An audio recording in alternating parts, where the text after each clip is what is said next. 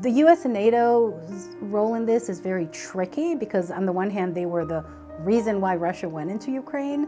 Obviously there's other, like from the point of, at least from what Putin said, this whole notion that Ukraine is not really an independent state and should belong to the Russian Federation. Those were also reasons that he gave, but NATO and the threat of NATO were one of the central reasons why Russia was worried about Ukraine at its border and wanted to make sure that its influence over Ukraine and its foothold in Ukraine remained strong. So that also leads to kind of to the American and NATO's wariness about entering it, because is this really, do we know if Russia really wants to have a larger war with NATO and the US? Is this just a bait? And if it is, we shouldn't be biting this bait. And we should definitely think rationally about where this should lead us. It's very difficult, especially in televised wars like this, to separate what we're seeing on TV and the emotions that it conjures up and the rational calculus of what would a next step of the US and NATO achieve and whether it might be counterproductive. So that is a very tough question, and I don't think anybody really knows, and I think that the people who are making decisions about this are also still grappling with what reaction would they take if a NATO country is attacked or if chemical weapons are used.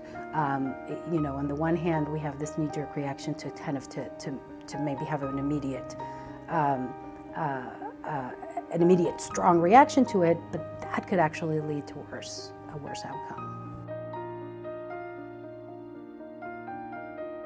The reason why we need to avoid wars is because what we're seeing unfolding and the impact that it has on civilians, on people who had never had a say in making these decisions about the war. So for Russians, the crisis, the humanitarian crisis, is manifesting itself in now the sanctions that will potentially then, usually we know with economic sanctions, the first trench of the population that is hit is those who are already poor, who are already in dire economic situations. They usually suffer the most. And it's not clear how Russia is going to handle their domestic situation with regard to the economy, with regard to food security, for example, and other basic needs that their population is going to need. With regard to Ukraine, where the sheer number of refugees and people who are displaced is amazing. I think that it's unprecedented in modern times. One of the reasons for that is because Ukraine had a very large middle class. And it's a modern industrialized country with roads and railways, unlike some of the other countries that in more recent history we've seen these wars and waves of refugees like Syria and Afghanistan that don't have those same resources. One of the reasons why we're seeing so many refugees is because they are able to get out. They are able to take trains and to drive their cars, even if it's a long and arduous and difficult journey. They are able to, and they share borders with the European Union. So there is a place for them to go. I teach international relations, and one of the first things that I say to my students is that we're not in the business of prediction, and that wouldn't, I can take a bet by, what I would think might happen would not be any more kind of likely than anybody else's bet. But, here's, I would like to end to give it a little bit of a silver lining spin, because there is a possibility in that the end of this could lead to some improved policies, where we could say, okay, there is, this was an awful war. It should not have happened. The toll on on humans, on regular people, on the economy, on security was unwarranted. But that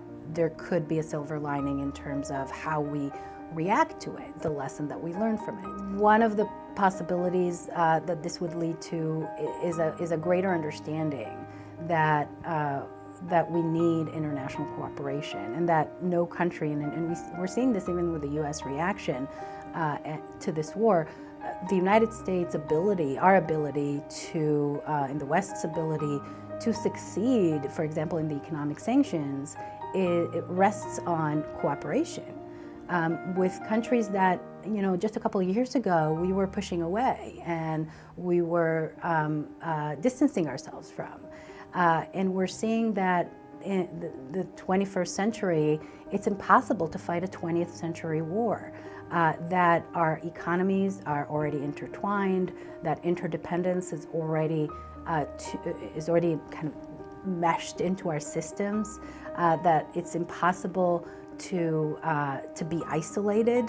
The toll that it takes, we'll see what happens with these sanctions and how Russia reacts to this. But the best case scenario is for some sort of an agreement to be reached between Ukraine and Russia, and for Russia to retreat and to allow Ukraine's independence and sovereignty to be restored, maybe with some compromises, and for NATO and the question of NATO to be negotiated with the Russians directly, and with the Ukrainian involvement there.